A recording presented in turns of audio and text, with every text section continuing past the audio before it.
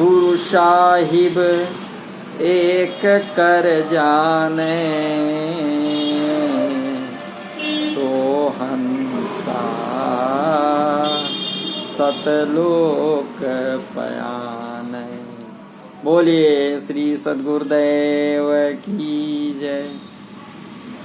आप समस्त श्रोता बंधुओं को हमारा हार्दिक प्रणाम, सप्रेम नमस्कार है।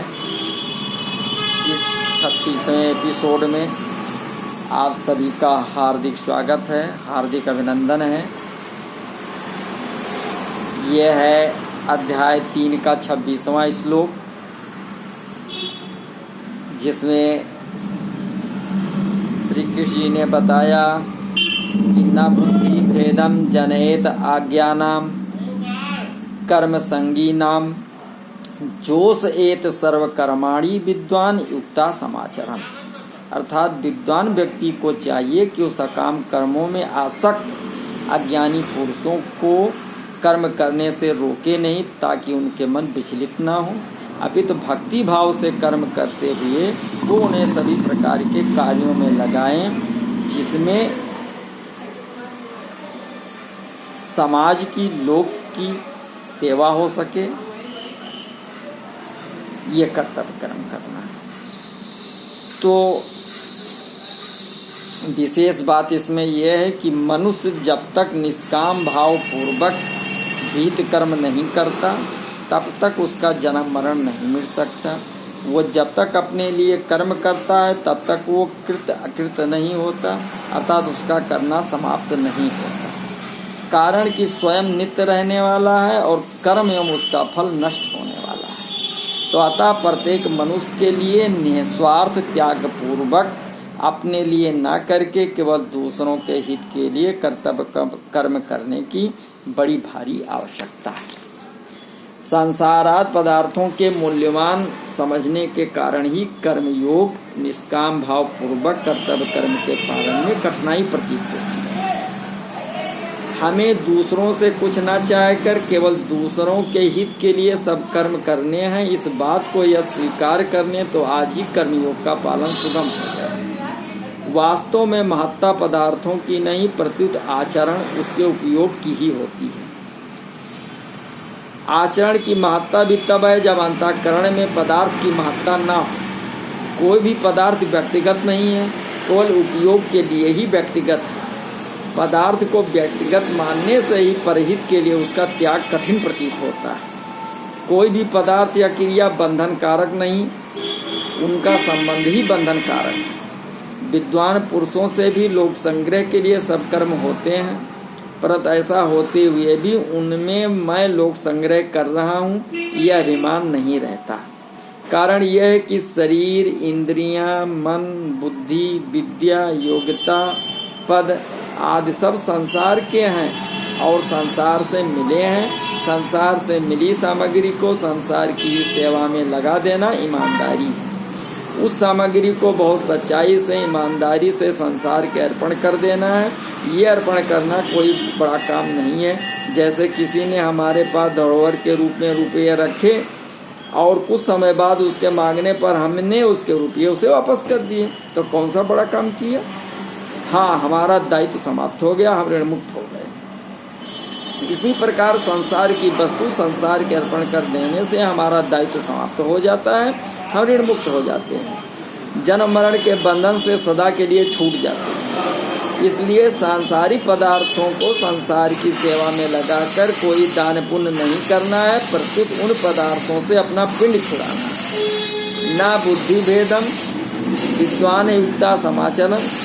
तो आसक्ता विद्वान पदों से जिसका वर्णन हुआ, उसी आसक्ति रहित विद्वान को यहाँ युक्ता विद्वान पदों से कहा गया है। तो जिसके अंतःकरण में स्वतः स्वाभाविक समता है, जिसकी स्थिति निर्विकार है, जिसकी समस्त इंद्रियां अच्छी तरह जीती हुई हैं और जिसके लिए मिट्टी, पत्थर और स्वर्ण समान है, ऐसा तत्व महापुरुष ही युक्ता विद्वान कहलाता है। तो शास्त्र विहित कर्मों के लिए अपने लिए सुख भोग, मान, बड़ाई आदि की प्राप्ति के लिए करने के कारण इन पुरुषों को कर्म संगी और अज्ञानी कहा गया है।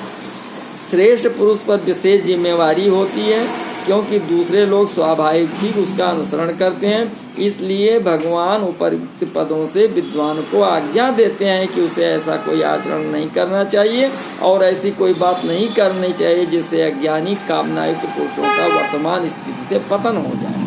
अज्ञानी पुरुष अभी जिस स्थिति में है उस स्थिति से उन्हें विचलित करना, नीचे गिराना ही उनमें बुद्धि भेद उत्पन्न करना है। अतः विद्वान को सबके हित का भाव रखते हुए अपने वर्ण आश्रम धर्म के अनुसार शास्त्र विहित शुभ कर्मों का आचरण करते रहना चाहिए, जिससे दूसरे पुरुषों को भी निष्काम भाव से कर्तव्य कर्म करने की प्रेरणा मिलती रहे। समाज एवं परिवार के मुख्य व्यक्तियों पर भी यही बात लागू होती है। उनको भी सावधानी पूर्वक अपने कर्तव्य कर्मों का अच्छी तरह आचरण करते रहना चाहिए, जिससे समाज और परिवार पर अच्छा प्रभाव पड़े। बुद्धि भेद पैदा करने के कुछ उदाहरण इस प्रकार हैं। भाई कर्मों में क्या रखा है, कर्मों से तो जीव बनता है, कर्म निकृष्ट है, कर्म छोड़कर ज्ञान में लगना चाहिए आदि उपदेश देना, अथवा इस प्रकार के अपने आचरणों और वचनों से दूसरों में कर्तव्य कर्मों के प्रति अश्रद्धा अविश्वास उत्पन्न करना। जहाँ देखो वहीं स्वार्थ है, स्वार्थ के बिना कोई रह नहीं सकता, सभी स्वार्थ के लिए कर्म करते हैं। मनुष्य कोई कर्म करे तो फल की इच्छा रहती है, फल की इच्छा ना रहे तो कर्म करेगा क्यों, आदि उपदेश देना। ये सब क्या है, बुद्धि भ्रम पैदा करना है। फल की इच्छा रखकर अपने लिए कर्म करने से फल भोगने के लिए बार बार जन्म लेना पड़ता, आदि उपदेश देना। तो इस प्रकार के उपदेशों से कामना वाले पुरुषों का कर्म फल पर विश्वास नहीं रहता, फलस्वरूप उनकी फल में आसक्ति तो छूटती नहीं, शुभ कर्म जरूर छूट जाते हैं। तो बंधन का कारण आसक्ति ही है, कर्म नहीं। इस प्रकार लोगों में बुद्धि भेद उत्पन्न न करके तत्वज्ञ पुरुष को चाहिए कि वो अपने वर्ण आश्रम धर्म के अनुसार स्वयं कर्तव्य कर्म करे और दूसरों से भी वैसे ही करवाए। उसे चाहिए कि वो अपने आचरणों और वचनों के द्वारा अज्ञानियों की बुद्धि में भ्रम पैदा न करते हुए उन्हें वर्तमान स्थिति से क्रमशः ऊंचे उठाए। जन शास्त्र विहित शुभ कर्मों को अज्ञानी पुरुष अभी कर रहे हैं, उनकी वो विशेष रूप से प्रशंसा करें, उनके कर्मों में होने वाली त्रुटियों से उन्हें अवगत कराएं, जिससे वे उन त्रुटियों को दूर करके सांगोपांग विधि से कर्म कर सकें। इसके साथ ही ज्ञानी पुरुष उन्हें ये उपदेश दे कि यज्ञ दान पूजा पाठ शुभ करना तो अच्छा है, पर उन कर्मों की फल की इच्छा रखना उचित नहीं, क्योंकि हीरे को कंकड़ पत्थरों के बदले बेचना बुद्धिमत्ता नहीं है। अतः सकाम भाव का त्याग करके शुभ कर्म करने से बहुत जल्दी लाभ होता है। तो इस प्रकार सकाम भाव से निष्काम भाव की ओर जाना बुद्धि भेद नहीं है, प्रत्युत वास्तविकता है। तो इसी तरह उपासना के विषय में भी तत्वज्ञ पुरुष को बुद्धि भेद पैदा नहीं करना चाहिए। जैसे प्रायः लोग एक कह दिया करते हैं कि नाम जप करते समय भगवान में मन नहीं लगा तो नाम जप करना व्यर्थ है, परंतु तत्वज्ञ पुरुषों को ऐसा कहकर ही उपदेश देना चाहिए कि नाम जप कभी व्यर्थ हो ही नहीं सकता, क्योंकि ईश्वर के प्रति कुछ न कुछ भाव रहने से ही नाम जप होता है। भाव के बिना नाम जप में प्रवृत्ति नहीं होती। अतः नाम जप का किसी भी अवस्था में त्याग नहीं करना चाहिए। जो ये कहा गया है कि मनुआ तो 34 फिरे ये तो सुमरन न है, इसका भी यही अर्थ है कि मन ना लगने से ये सुमरन स्मरण नहीं है, जप तो है ही। हाँ, मन लगाकर ध्यान पूर्वक नाम जप करने से बहुत जल्दी लाभ होता है। तो कोई भी मनुष्य सर्वथा गुण रहित नहीं होता, उसमें कुछ ना कुछ गुण रहते ही हैं। इसलिए तत्वज्ञ महापुरुष को चाहिए कि अगर किसी व्यक्ति को उसकी उन्नति के लिए कोई शिक्षा देनी हो, कोई बात समझानी हो, तो उस व्यक्ति की निंदा या अपमान ना करके उसके गुणों की प्रशंसा करें। गुणों की प्रशंसा करते हुए आदर पूर्वक उसे जो शिक्षा दी जाएगी उस शिक्षा का उस पर विशेष असर पड़ेगा। समाज और परिवार के मुख्य व्यक्तियों को भी इसी रीति से दूसरों को शिक्षा देनी चाहिए। समाचरण और जोश सहित पदों से श्री कृष्ण जी ने विद्वानों को 2 आज्ञाएं देते हैं। पहला, स्वयं सावधानी पूर्वक शास्त्रविहित कर्तव्य कर्मों को अच्छी तरह से करे, और दूसरा, कर्मों में आसक्त अज्ञानी पुरुषों से भी वैसे ही कर्म करवाए। लोगों को दिखाने के लिए कर्म करना दंभ है, जो पतन करने वाली आसुरी संपत्ति का लक्षण है। अतः श्री कृष्ण जी ने लोगों को दिखाने के लिए नहीं, प्रत्युत लोक संग्रह के लिए ही कर्तव्य कर्म करने की आज्ञा देते हैं।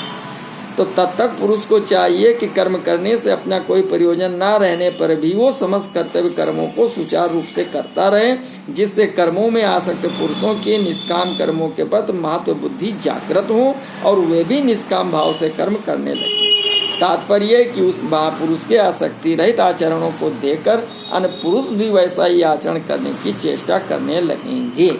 तो इस प्रकार ज्ञानी पुरुष को चाहिए कि वो कर्मों में आसक्त पुरुषों को आदर पूर्वक समझाकर उनसे निषिद्ध कर्मों का स्वरूप से सर्वथा त्याग करवाए और विहित कर्मों में से सकाम भाव का त्याग करने की प्रेरणा करे। संपूर्ण भाव यह है कि तत्व महापुरुष और भगवान दोनों में ही कृतित्व अभिमान नहीं होता, अतः वे केवल लोक संग्रह के लिए ही कर्तव्य कर्म किया करते हैं, अपने लिए नहीं। साधक को भी अपने लिए कुछ नहीं करना चाहिए, क्योंकि स्वरूप में कृतित्व नहीं है। लोगों को अनुमार्ग से हटाकर सन्मार्ग में लगाना लोक संग्रह है। लोक संग्रह का उपाय है शास्त्र के अनुसार ठीक आचरण करना, पर भीतर में साधक ये भाव रखे कि मेरे को अपने लिए कुछ नहीं करना। वो लोगों में ये ना कहे कि मैं अपने लिए कुछ नहीं करता हूँ। अब आगे इस श्लोक में श्री कृष्ण जी कह रहे हैं कि प्रकृतेः क्रियमाणानि गुणैः कर्माणि सर्वशः अहंकार विमूढ़ः आत्मा कर्ता अहम इति मन्यते।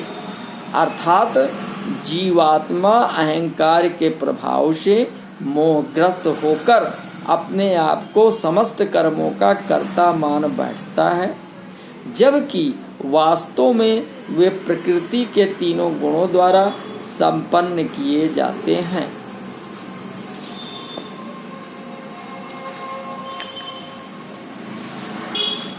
तो जिस प्रकार समुद्र ही का ही अंश होने के कारण लहर और समुद्र में जातीय एकता है, अर्थात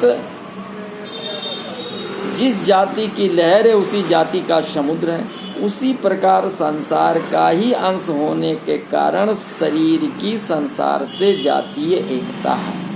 मनुष्य संसार को तो मैं नहीं मानता, पर भूल से शरीर को मैं मान लेता है। इस प्रकार समुद्र के बिना लहर का अपना कोई स्वतंत्र अस्तित्व नहीं है, उसी प्रकार संसार के बिना शरीर का अपना कोई अस्तित्व नहीं है। परंतु अहंकार से मोहित अंतःकरण वाला मनुष्य जब शरीर को मैं अपना स्वरूप मान लेता है, तब उसमें अनेक प्रकार की कामनाएं उत्पन्न होने लगती हैं। जैसे मुझे स्त्री, पुत्र, धन आदि पदार्थ मिल जाएं, लोग मुझे अच्छा समझें, मेरा आदर सम्मान करें, मेरे अनुकूल चलें इत्यादि।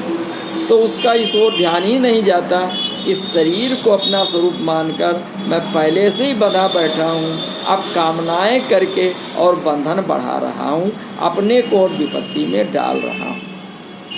तो साधन काल में मैं स्वयं प्रकृतिजन्य गुणों से सर्वथा अतीत हूँ, ऐसा अनुभव न होने पर भी जब साधक ऐसा मान लेता है तब उसे वैसा ही अनुभव हो जाता है। तो इस प्रकार जैसे वो गलत मान्यता करके बंधा था, ऐसे ही सही मान्यता करके मुक्त हो जाता है, क्योंकि मानी हुई बात न मानने से मिट जाती है, यह सिद्धांत है। तो इसी बात को श्री कृष्ण जी ने नैव किंचित करोमीति युक्तो मन्येत तत्वविद पदार्थों में मन्येत से प्रकट किया है कि मैं करता हूँ। इस अवास्तविक मान्यता को मिटाने के लिए मैं कुछ भी नहीं करता, ऐसी वास्तविक मान्यता करनी होगी। मैं शरीर हूँ, मैं करता हूँ आदि असत्य मान्यताएं भी इतनी दृढ़ हो जाती हैं कि उन्हें छोड़ना कठिन मालूम देता है। फिर मैं शरीर नहीं हूँ, मैं अकर्ता हूँ आदि सत्य मान्यताएं दृढ़ कैसे नहीं होंगी, और एक बार दृढ़ हो जाने पर फिर कैसे छूटेंगी। तो संपूर्ण भाव यह है कि संपूर्ण क्रियाएं जड़ विभाग में ही होती हैं, चेतन विभाग में कभी किंचित मात्र भी कोई क्रिया नहीं होती। अहंकार से अंतःकरण मोहित होने के कारण अज्ञानी पुरुष मैं करता हूँ ऐसा मान लेता है। अहंकार से अंतःकरण मोहित होने का तात्पर्य है कि अपरा प्रकृति के अंश अहम के साथ अपना संबंध मान लेना, अर्थात अहम को अपना स्वरूप मान लेना कि मैं हूँ, इसी को तादात्म्य कहते हैं। तो अपने को कर्ता मानने वाला तो चेतन है, पर वो जड़ अहम को अपना स्वरूप मान लेता है। तात्पर्य है कि अहम को अपना स्वरूप मानने वाला अपने को एक देशीय मानने वाला स्वयं परमात्मा का अंश है, तो उस स्वयं में कर्तापन संभव ही नहीं है। वास्तव में स्वयं शरीर से मिल सकता ही नहीं। शरीरस्थो अप कौन्तेय ना करोति ना लिप्यते। पर मनुष्य मिला हुआ मान लेता है, कर्ता अहम इति मन्यते। तो वास्तव में तादात्म्य होता नहीं, प्रत्युत तादात्म्य माना जाता है। तो तात्पर्य कि स्वयं कर्ता बनता नहीं, केवल अविवेक पूर्वक अपने में कर्तापन की मान्यता कर लेता है। मन्यते तो अपने को कर्ता मानते ही उस पर शास्त्रीय विधि निषेध लागू हो जाती है और उसको कर्म फल का भोक्ता बनना पड़ता है। तो स्वरूप स्वयं में कोई क्रिया नहीं है। क्रिया वही होती है जहाँ कुछ खाली जगह हो। सर्वथा ठोस स्वरूप में क्रिया कैसे हो सकती है? परंतु अपने को कर्ता मान लेने से वो प्रकृति की जिस क्रिया के साथ संबंध जोड़ता है, वो क्रिया उसके लिए फलजनक कर्म बन जाता है, जिसका फल उसको भोगना ही पड़ जाता है। कारण कि जो कर्ता होता वही भोगता होता है। तो स्वरूप का कारण मात्र में सर्वथा संबंध विच्छेद है, इसलिए स्वरूप में लेस मात्र भी कर्तृत्व नहीं है। कर्तृत्व का विभाग ही अलग है। आज तक देवता, मनुष्य, पशु, पक्षी, यक्ष, राक्षस आदि अनेक शरीरों योनियों में जो भी कर्म किए गए हैं, उनमें से कोई भी कर्म स्वरूप तक नहीं पहुंचा तथा कोई भी शरीर स्वरूप तक नहीं पहुंचा, क्योंकि कर्म और पदार्थ शरीर का विभाग ही अलग है और स्वरूप का विभाग ही अलग है। परंतु इस विवेक को महत्व न देने के कारण मनुष्य कर्म और फल में बन जाता है। तो जब तक करना है तब तक अहंकार के साथ संबंध है, क्योंकि अहंकार कर्तापन के बिना करना सिद्ध नहीं होता। तो करने का भाव होने पर कृतित्व अभिमान हो ही जाता है। तो कृतित्व अभिमान होने से करना होता है और करने से कृतित्व अभिमान पुष्ट होता है। इसलिए किए हुए साधन से साधक कभी भी अहंकार रहित हो ही नहीं सकता। तो अहंकार पूर्वक किया गया कर्म कभी कल्याण नहीं कर सकता, क्योंकि सब अनर्थों का, जन्म मरण का मूल अहंकार ही। तो अपने लिए कुछ न करने से अहंकार के साथ संबंध नहीं रहता, अर्थात प्रकृति मात्र से संबंध छेद हो जाता है। इसलिए साधक को चाहिए कि क्रिया को महत्व न देकर अपने विवेक को महत्व दे। विवेक को महत्व देने से विवेक स्वतः स्पष्ट होता रहता है और साधक का मार्गदर्शन करता रहता है, और आगे चलकर ये विवेक ही तत्व ज्ञान में परिणत हो जाता है। तो आगे श्री कृष्ण जी कह रहे हैं कि तत्त्ववित् तु महाबाहो गुण कर्म विभागयो गुणाः गुणेषु वर्तन्ते इत मत्वा न संजते। कह रहे हैं, हे महाबाहो, भक्ति भावमय कर्म तथा सकाम कर्म के भेद को भली भांति जानते हुए जो परम सत्य को जानने वाला है, जो परम पुरुष को जानने वाला है, परम सत्य को जानने वाला है, वो कभी भी अपने आप को इंद्रियों में तथा इंद्रिय तृप्ति में नहीं लगाता। तो तत्वयुक्त महाभाव गुणकर्म विभागयो, तो इसमें अहंकार विमूढ़ आत्मा, अहंकार से मोहित अंतःकरण वाले पुरुष से तत्त्वज्ञ महापुरुष को सर्वथा भिन्न और विलक्षण बताने के लिए यहाँ तू पद का प्रयोग हुआ। तो सत्व, रज और तम, ये तीन गुण प्रकृतिजन्य हैं। तो इन तीनों गुणों का कार्य होने से संपूर्ण सृष्टि त्रिगुणात्मिका है। अतः शरीर, इंद्रियां, मन, बुद्धि, प्राणी, पदार्थ आदि सब गुणमय ही हैं। यही गुण विभाग कहलाता है। तो इन शरीर आदि से होने वाली क्रिया कर्म विभाग कहलाती है। तो गुण और कर्म अर्थात पदार्थ और क्रियाएं निरंतर परिवर्तनशील हैं। पदार्थ उत्पन्न और नष्ट होने वाले हैं तथा क्रियाएं आरंभ और समाप्त होने वाली हैं, तो ऐसा ठीक ठीक अनुभव करना ही गुण और कर्म विभाग को तत्व से जानना है। तो चेतन स्वरूप में कभी कोई क्रिया नहीं होती, वो सदा निर्लिप्त निर्विकार रहता है, अर्थात उसका किसी भी प्राकृत पदार्थ और क्रिया से संबंध नहीं होता। ऐसा ठीक ठीक अनुभव करना ही चेतन को तत्व से जानना है। अज्ञानी पुरुष जब इन गुण विभाग और कर्म विभाग में अपना संबंध मान लेता है तब वो बंध जाता है। शास्त्रीय दृष्टि से तो इस बंधन का मुख्य कारण अज्ञान है, पर साधक की दृष्टि से राग ही मुख्य कारण है। राग अविवेक से होता है, विवेक जागृत होने पर राग नष्ट हो जाता है। ये विवेक मनुष्य में विशेष रूप से है, तो आवश्यकता केवल इस विवेक को महत्व देकर जागृत करने की है। अतः साधक को विवेक जागृत करके विशेष रूप से राग को ही मिटाना चाहिए। तत्व को जानने की इच्छा रखने वाला साधक भी अगर गुण पदार्थ और कर्म क्रिया से अपना कोई संबंध नहीं मानता तो वो भी गुण विभाग और कर्म विभाग को तत्व से जान लेता है। चाहे गुण विभाग और कर्म विभाग को तत्व से जाने, चाहे स्वयं चेतन स्वरूप को तत्व से जाने, दोनों का परिणाम एक ही होगा। तो गुण कर्म विभाग को तत्व से जानने का उपाय, पहला उपाय है कि शरीर में रहते हुए भी चेतन तत्व स्वरूप सर्वथा अक्रिय और निर्लिप्त रहता है। प्राकृतिक कार्य शरीर, इंद्रियां, मन, बुद्धि आदि कहा जाता है, और ये कभी अहम में नहीं होता। जब ये शरीर आदि में नहीं है तब ये में होने वाला क्रिया मेरी कैसे हुई। तात्पर्य है कि शरीर, इंद्रियां, मन, बुद्धि आदि सब प्रकृति के कार्य हैं और स्वयं इनसे सर्वथा असंबंध निर्लिप्त है। अतः इनमें होने वाले क्रियाओं का कर्ता स्वयं कैसे हो सकता है। इस प्रकार अपने को पदार्थ एवं क्रियाओं से अलग अनुभव करने वाला बंधन में नहीं पड़ता। सब अवस्थाओं में नैव किंचित अकरोमीति, मैं कुछ भी नहीं करता हूँ, ऐसा अनुभव करना ही अपने को क्रियाओं से अलग जानना अर्थात अनुभव करना है। दूसरी बात, देखना, सुनना, खाना, पीना सब क्रियाएं हैं और देखने, सुनने आदि के विषय, खाने पीने की सामग्री सब पदार्थ हैं। तो इन क्रियाओं और पदार्थों को हम इंद्रियों, आँख, कान, मुंह आदि से जानते हैं।